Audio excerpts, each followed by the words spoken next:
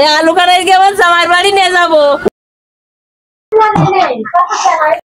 দেখেন এই দেখো কত বড় আলু, আর একটা আছে, আর একটা নিয়ে আছে, এখানেও তুলবো বড় আলু।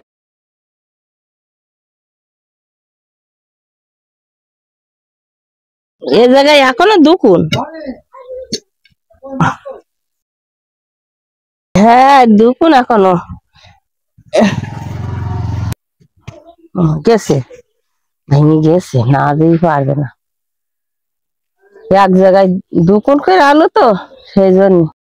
দর্শক, আমাদের গ্রামের মা চাচিরা বাড়ির উঠানের পতিত স্থানগুলো ফেলে না রেখে তারা কিন্তু এইভাবে বিভিন্ন ফসলাদি উৎপাদন করে থাকে। দর্শক, এনে আর একখান আছে পাশে, একখান ভেঙে গেছে, আর একখান আছে।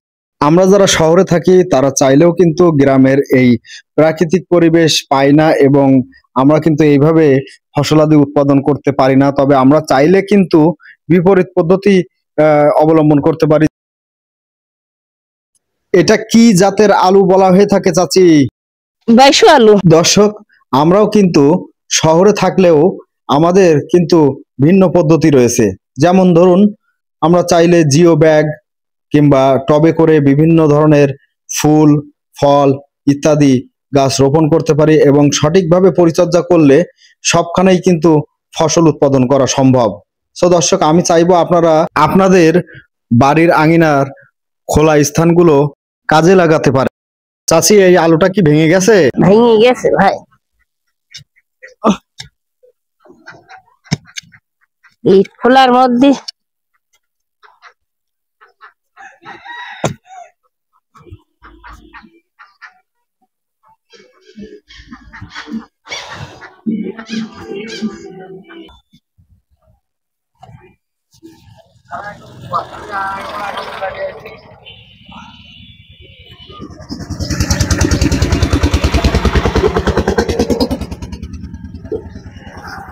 সেই ভাঙা অংশটুক না? হ্যাঁ, আরো আছে নাকি চাচি এখানে আলু?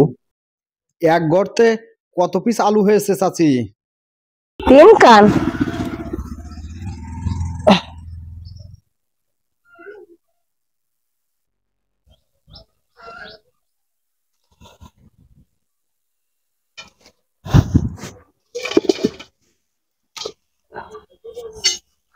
চাচি, এই আলু খান কি বড় হবে?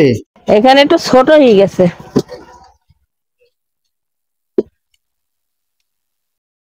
এই দেখো বড়, ওখানটা কেজি কানি হবে। মাশাআল্লাহ, অনেকগুলো আলু হয়েছে দেখছি। না এখনো একলাই না। আপনারাও চাইলে এই পদ্ধতিতে আলু গাছ রোপণ করতে পারেন।